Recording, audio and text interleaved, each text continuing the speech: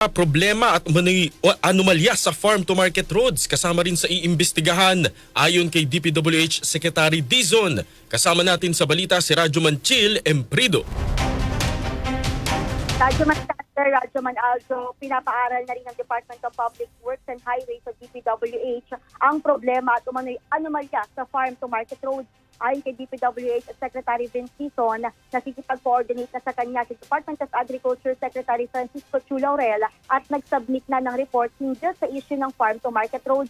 Aniya, nung isang araw ay pinasa na ng kalihim sa DPWH ang naturang report. Nag-submit ng information sa akin si Secretary Kiko Laurel nung isang araw.